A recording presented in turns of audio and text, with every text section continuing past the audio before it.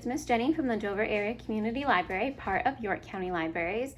Today we are going to make a DIY fortune teller craft.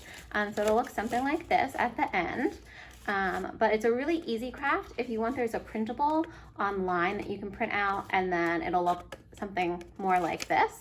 But you can also make a fortune teller from any old piece of scrap paper that you have lying around. So I'm gonna do it from a piece of scrap paper today.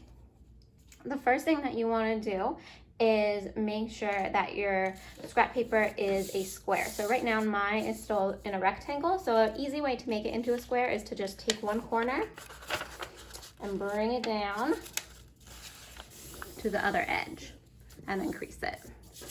And then you're just going to cut off this little flap right here and set that aside or throw it away, whatever you want to do with it. All right, so we're gonna open it up now, and we are going to make sure, if we're using scrap paper, we're going to use the side that has the words on it. If you're using the printable, you're going to make sure you are on the blank side now.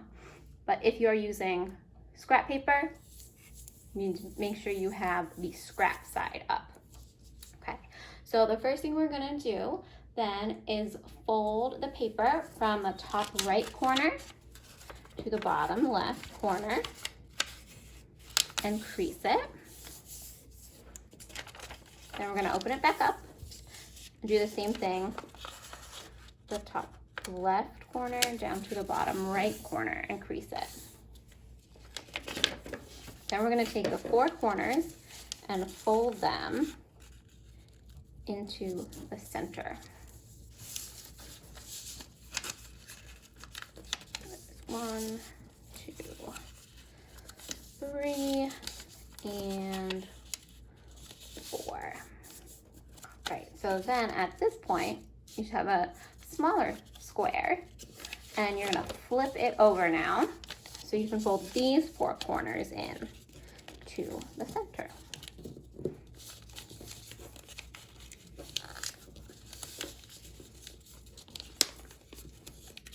So there's 1, 2, 3, and 4. All right, so then you're gonna fold this square from top to bottom in half and crease it.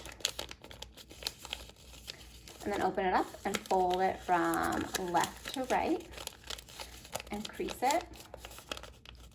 And then while you open it back up, you're gonna slip your thumb and pointer fingers in these slits. You're gonna kind of push your fortune teller. So if the paper wasn't there, your pointer fingers and your thumbs would be touching each other. So then that's pretty much it. If you have made a blank one like this, make sure that you write something on the outside on each triangle inside, and then a fortune on each flap, okay? If you use the printable, the colors and numbers are there for you, but you can write your own fortunes. So you can write whatever you want to write. You can write down a silly fortune. You can write down, you can make a list of books you want to read and put all of them in a fortune. You can do all kinds of different things. But now we're going to play. So we are going to play, and I'm going to pick a color. I'm going to pick red. So you're going to spell the color's name while you are pinching and pulling with your fingers. Okay, so we're going to say R-E-D, and then I'm going to pick a number, and I'm going to pick 5. So instead of spelling, we're going to count this time. We're going to say 1, 2, 3, 4, 5, and then I am going to pick another number, and then this one will be my fortune. So I'm going to pick 7. And 7 is, you will win a lifetime of free pizza. That is a pretty good fortune. I'm pretty excited about that. Very nice. And then you can fold it back up Let's play again. If you enjoyed this video, make sure that you subscribe to our YouTube channel and check out our other fun craft videos. Also check out our website, yorklibraries.org. We have a bunch of fun crafts and then other different activities for you to do all summer long. Thank you so much for watching. Happy fortune telling. Bye.